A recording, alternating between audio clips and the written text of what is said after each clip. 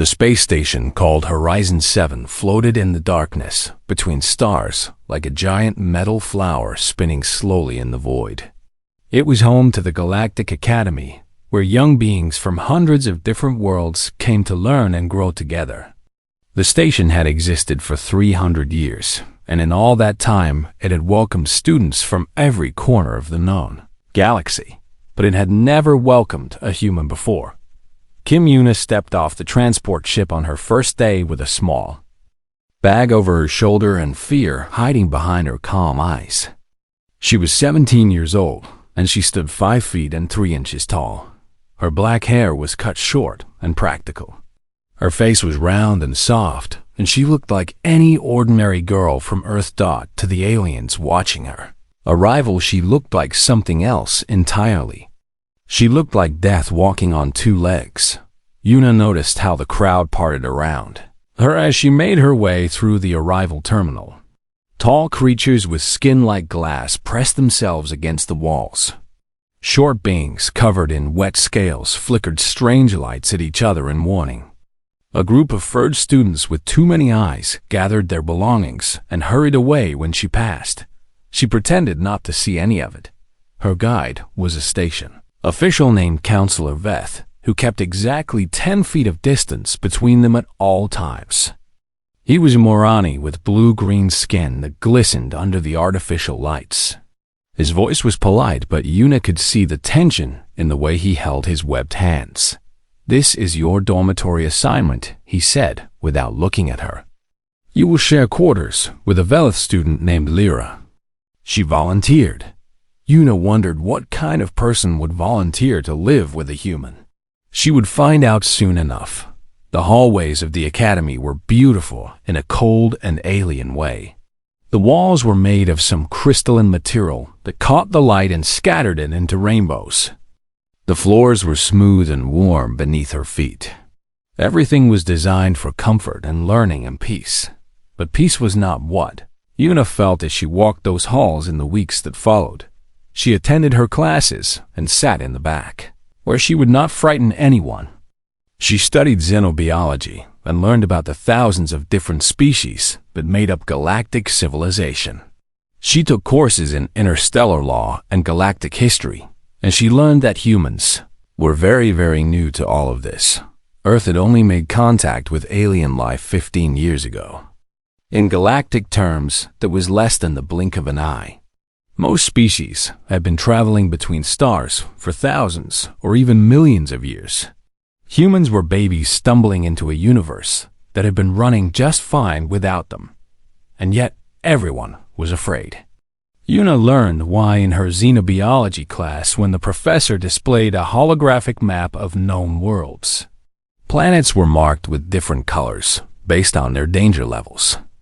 Most civilized species came from worlds marked in soft blue or gentle green. These were paradise planets with mild weather and few predators and easy living.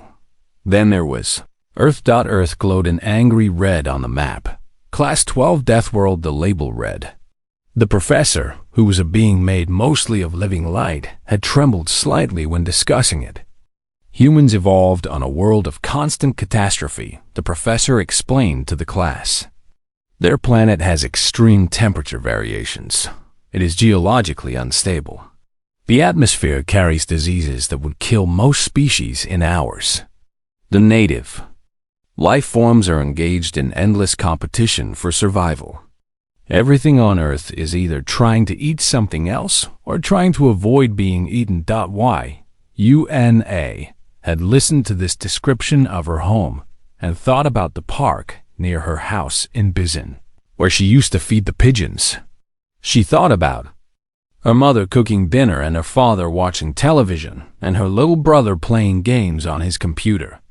It had never felt like a death world to her, but she understood now why the aliens looked at her with such fear. To them, she was a survivor of hell, a creature forged in the fires of evolution on a world that should have been impossible to survive.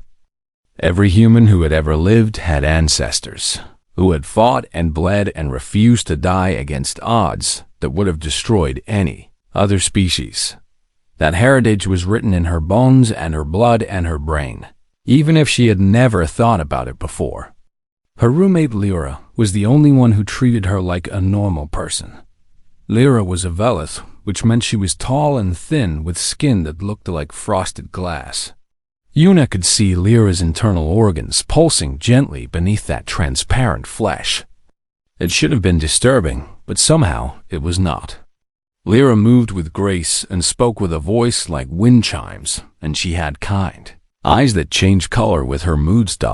"Why did you volunteer to room with me?" Yuna asked one evening as they both studied at their desks. Lyra considered the question, and her eyes shifted from blue to soft purple. "Because I believe fear is the enemy of understanding. How can I claim to be educated if I let fear control my choices?" Yuna smiled at that. "You are not afraid of me at all." "I did not say that." Lyra made a sound that might have been a laugh. "I am terrified of you, Yuna, but I have decided that my terror is irrational and I refuse to let irrational feelings guide my actions." It was the most honest thing anyone on the station had ever said to her. 6 months passed, and Yuna settled into a routine.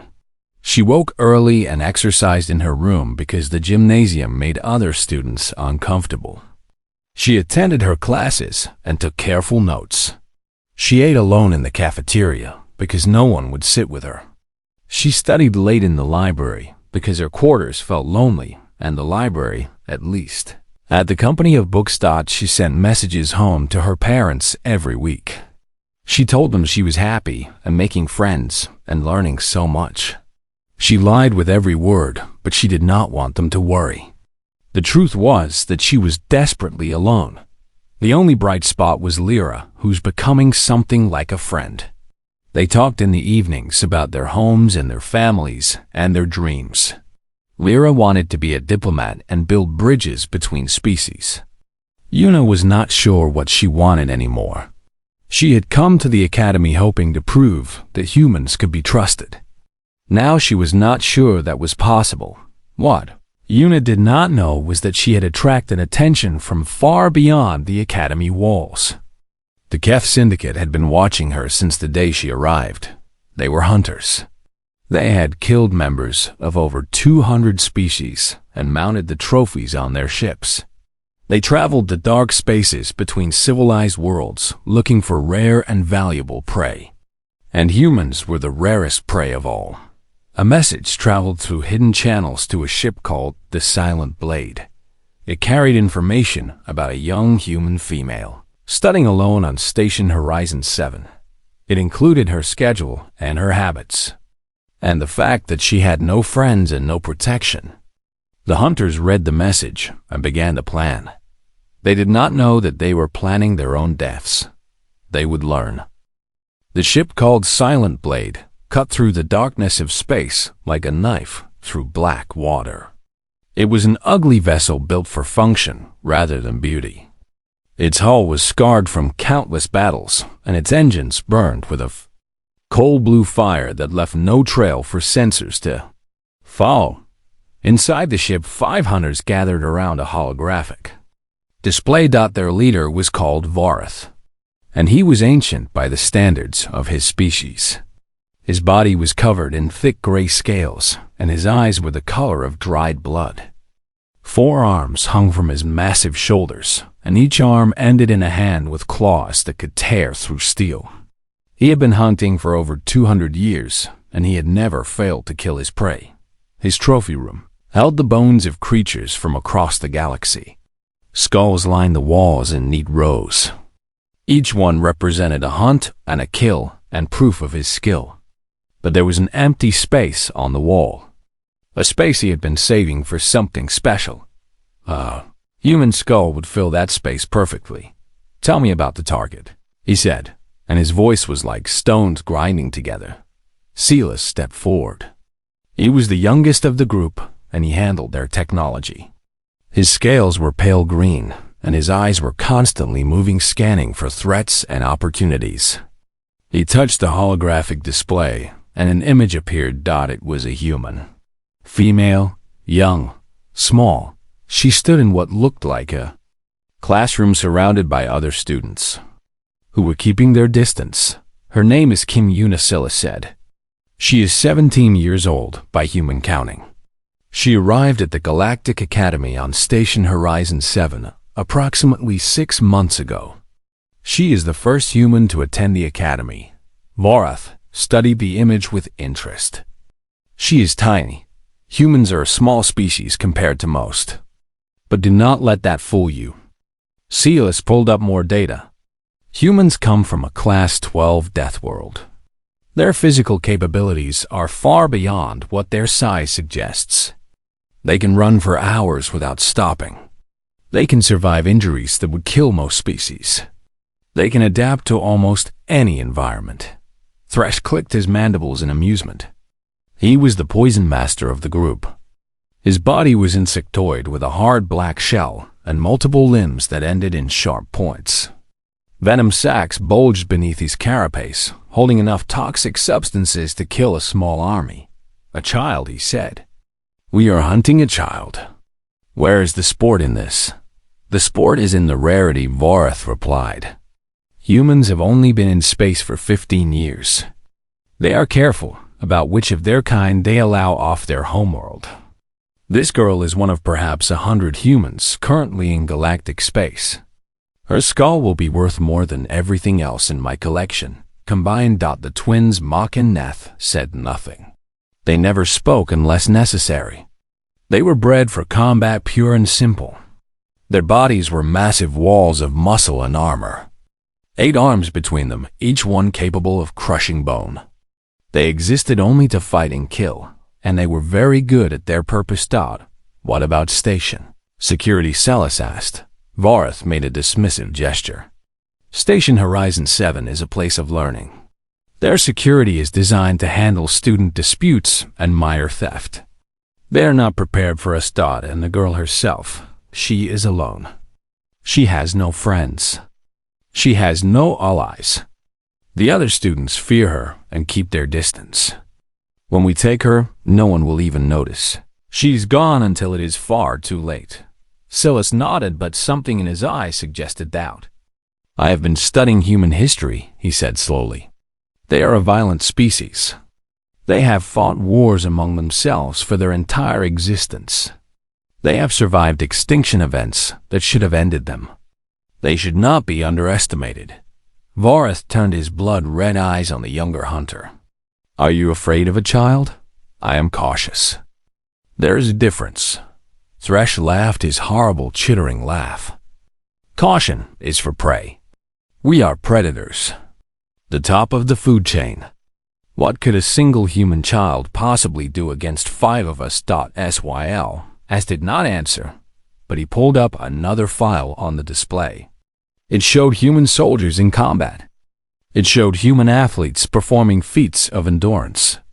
It showed human history with its endless wars and conflicts and survival against impossible odds.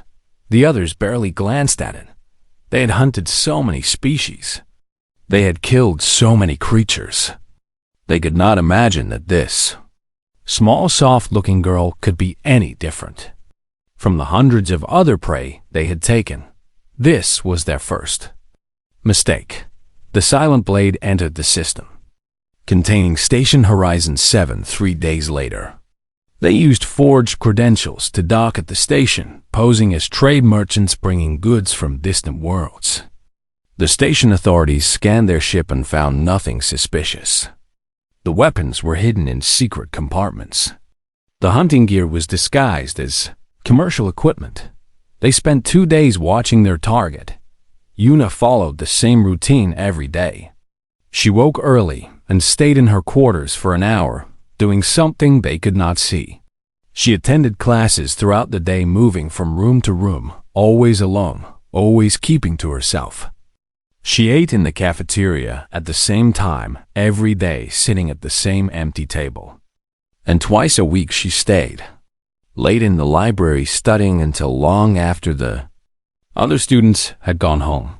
That was when she was most vulnerable. The library closed officially at the 20th hour, but students with special permission could stay until midnight. Una had that permission. She used it often staying alone in the quiet reading alcoves, surrounded by nothing but books and silence. The next extended study session was in 2 days. We will take her then, Vorath decided. Silas will disable the security systems in that section. Mock and Neth will block the exits. Thresh will prepare a sedative strong enough to keep her unconscious during transport. I will make the capture myself, and if she resists, Thresh asked. Var smiled, showing rows of teeth like broken glass. Then I will enjoy this hunt even more. The plan was simple, because simple plans worked best. They had used variations of it dozens of times before. Isolate the target. Cut off escape routes. Overwhelm with superior numbers. Transport back to the ship before anyone. Notice they did not consider the possibility of failure. They did not think about what a human might do when cornered. They did not understand that they were not the hunters in this scenario. They were the prey. 2 days passed and the library emptied as the evening grew late.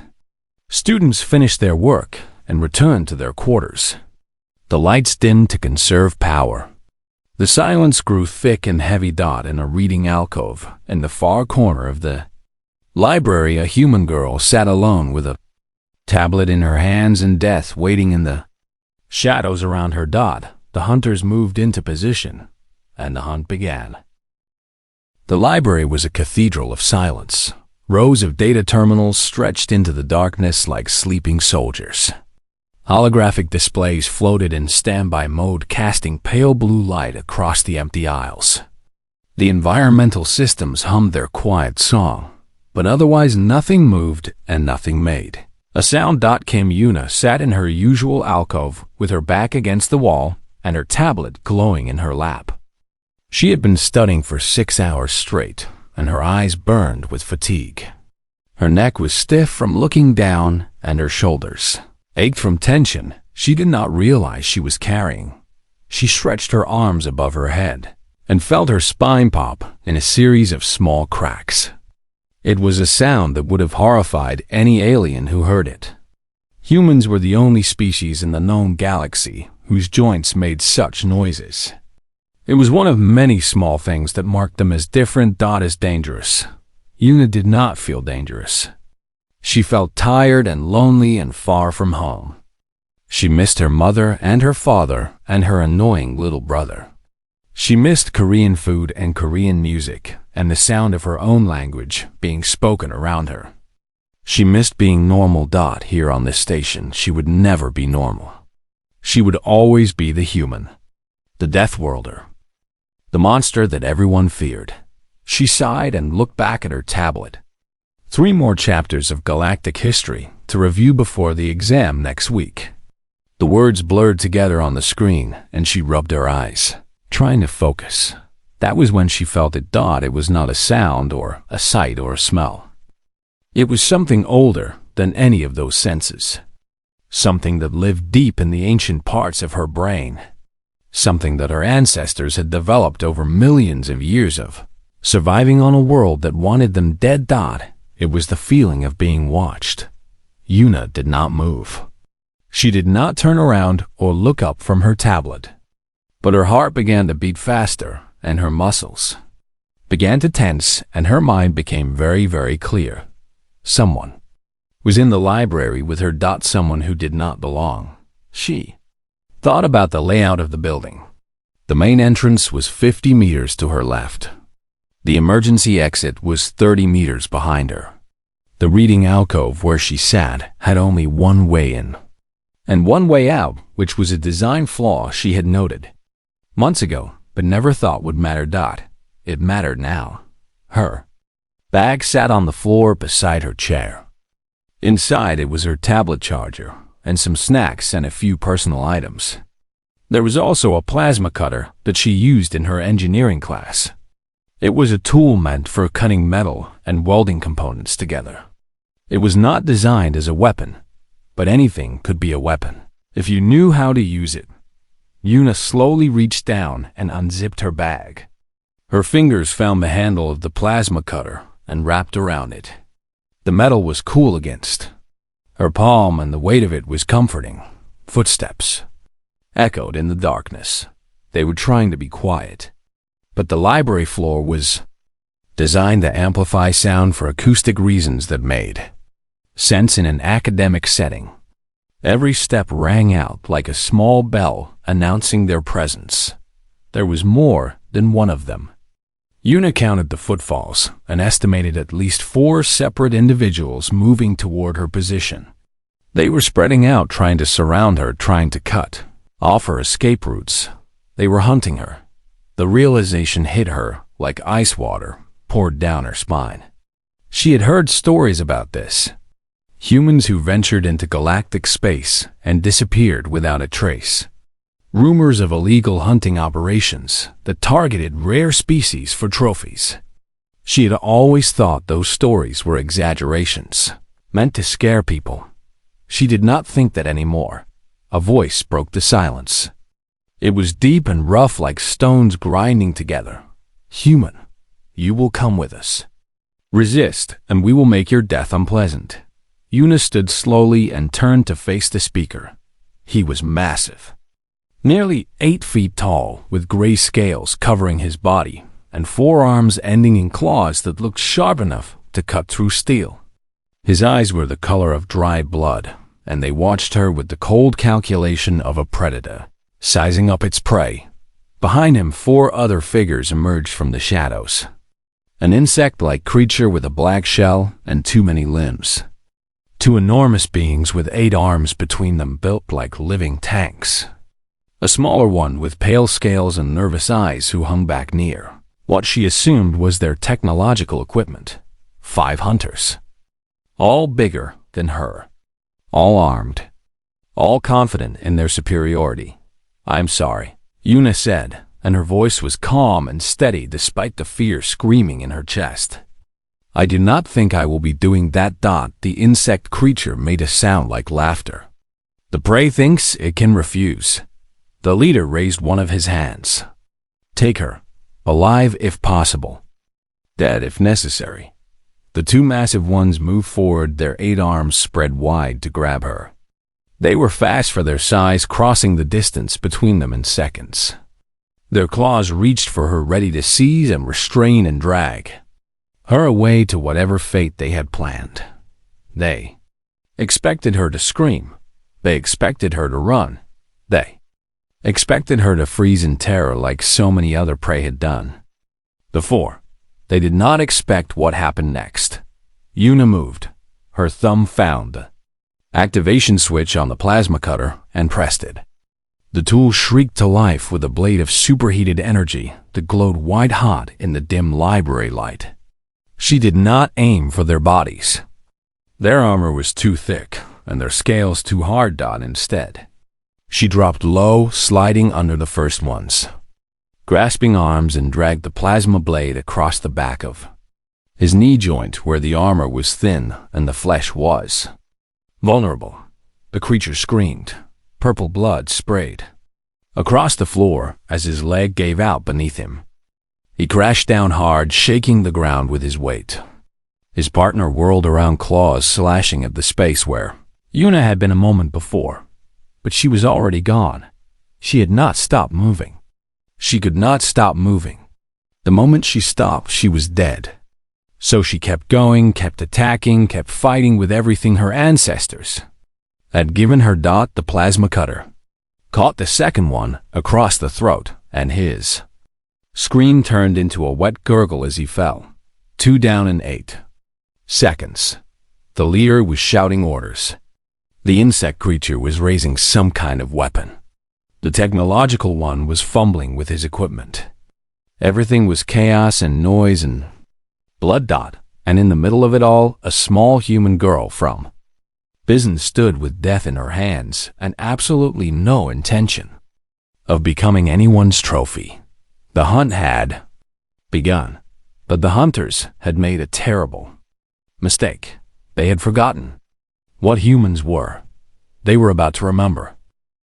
The universe was full of intelligent species.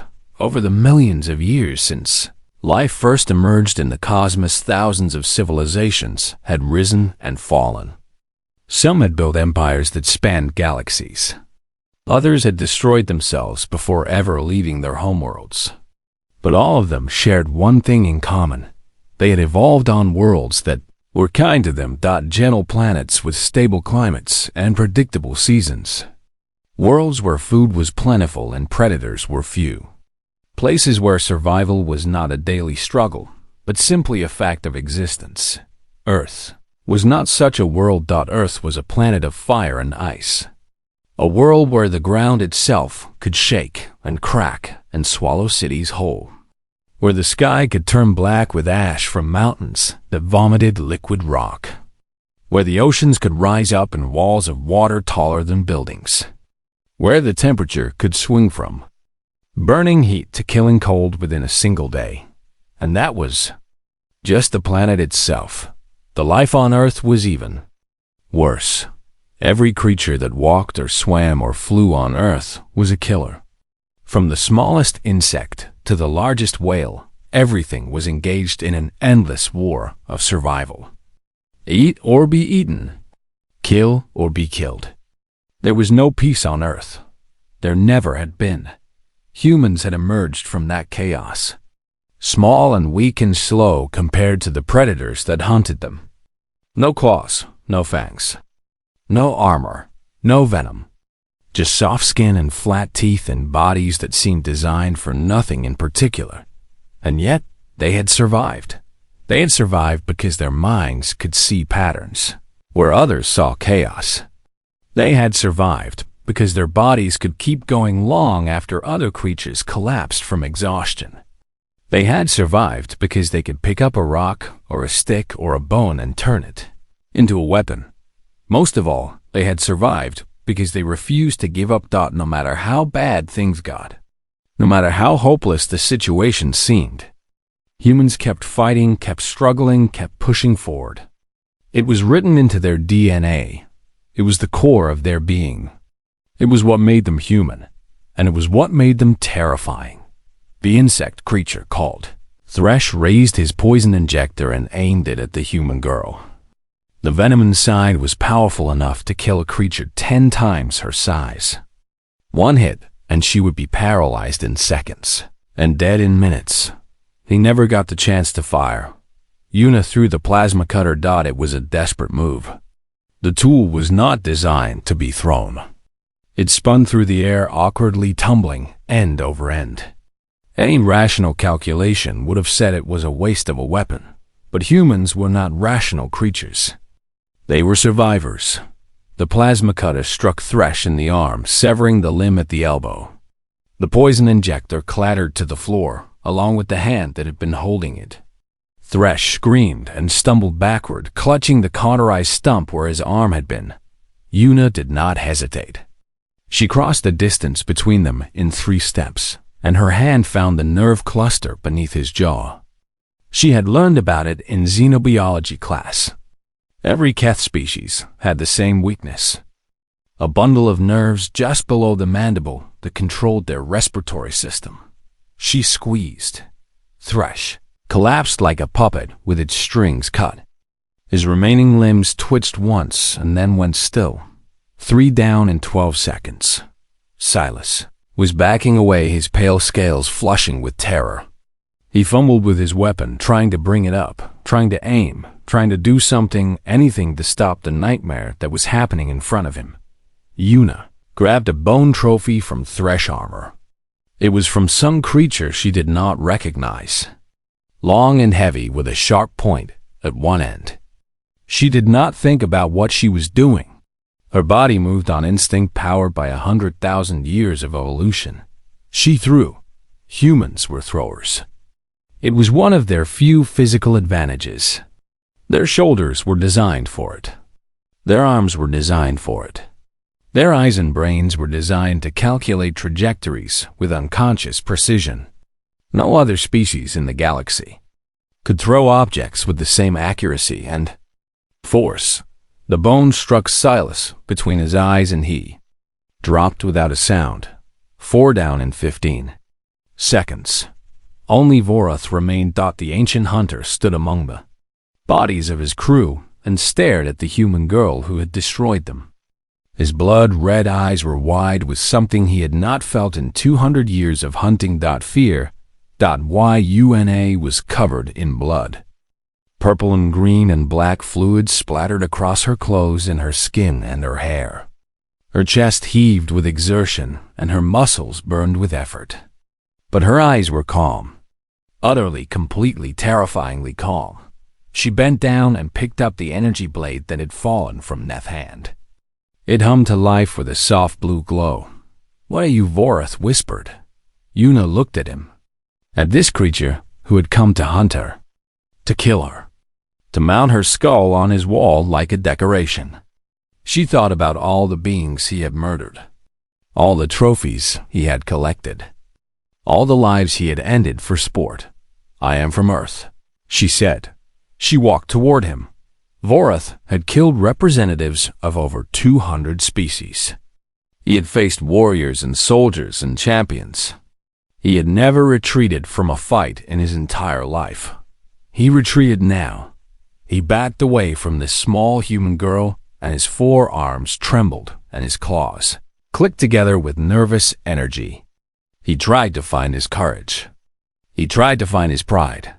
He tried to remember that he was the greatest hunter in the galaxy. But all he could see was death, walking toward him on two legs. She was faster than him. He knew that now. She was more vicious than him. She was more determined than him. Everything he had believed about humans was wrong. They were not soft. They were not weak. They were not easy prey. They were Deathworlders. And he had made the mistake of threatening one.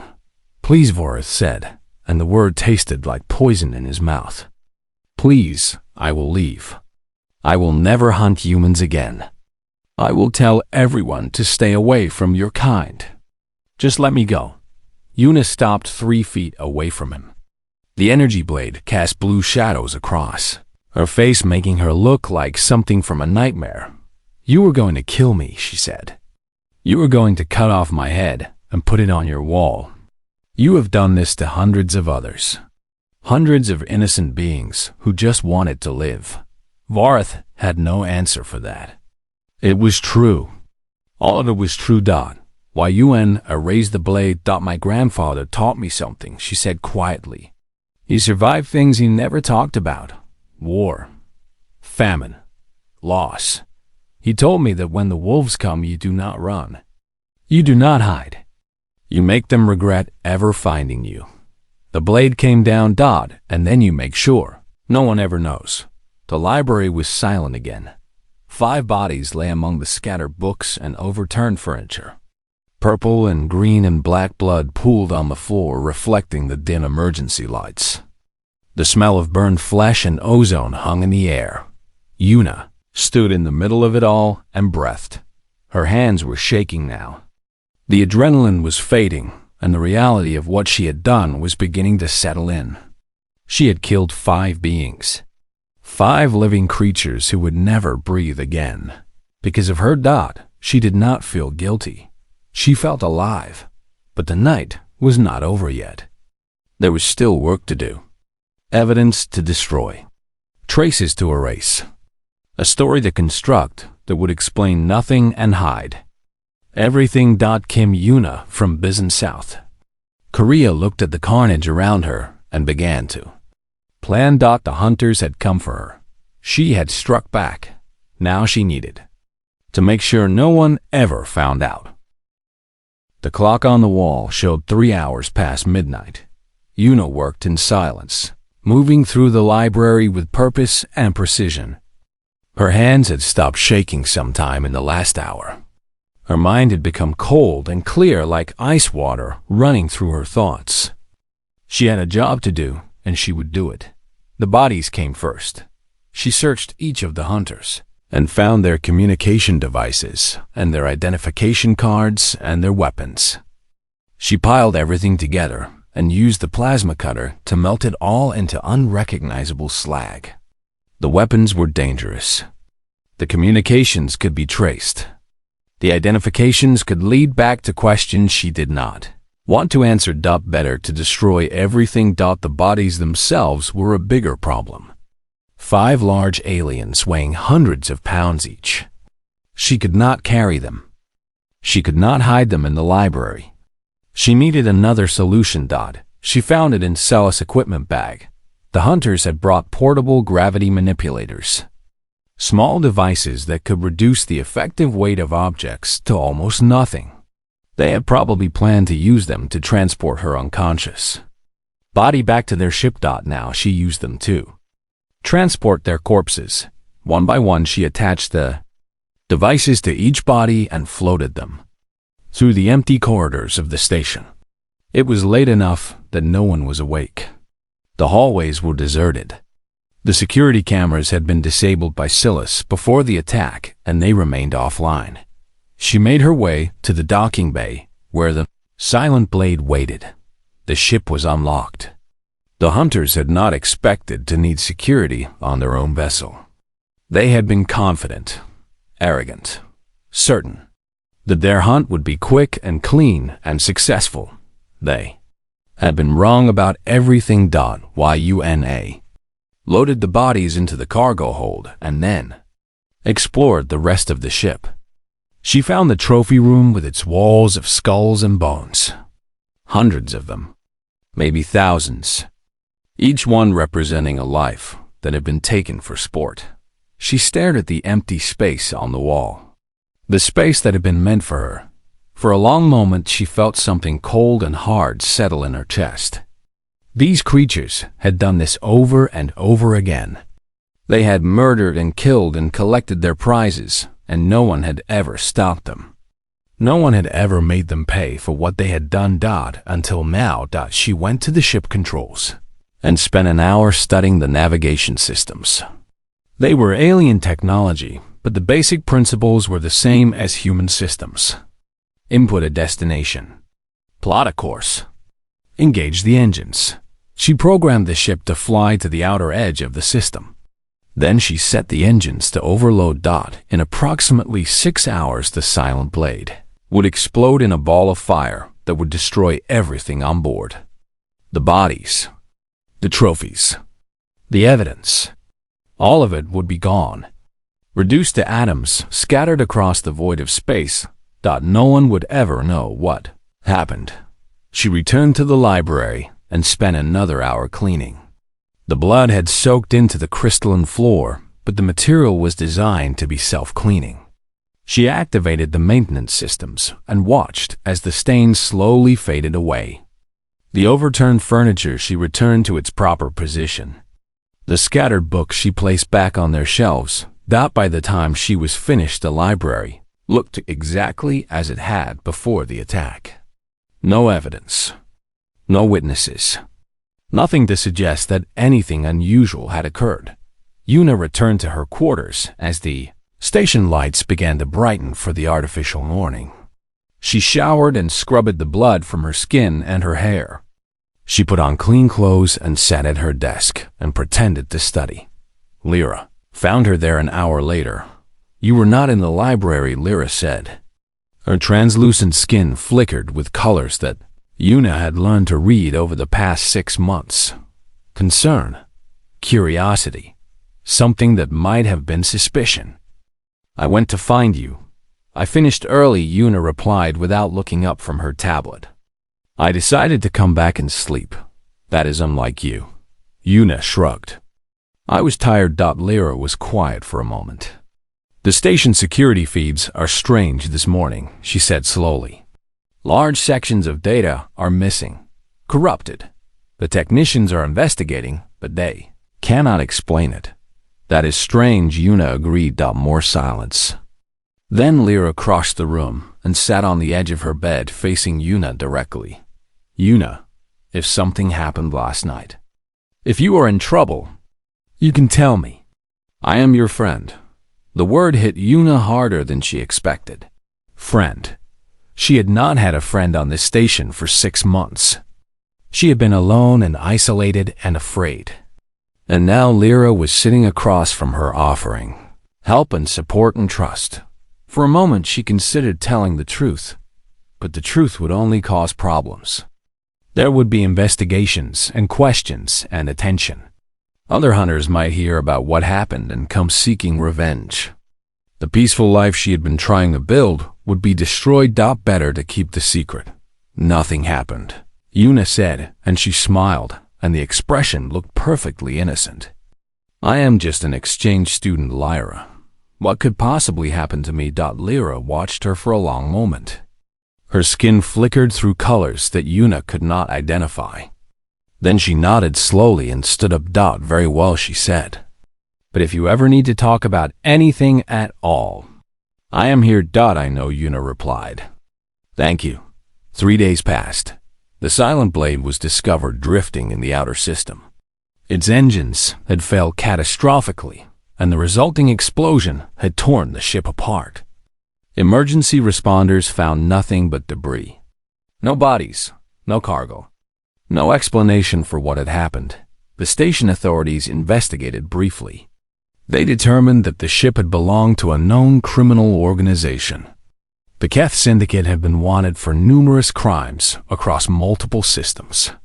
Their destruction was no loss to anyone.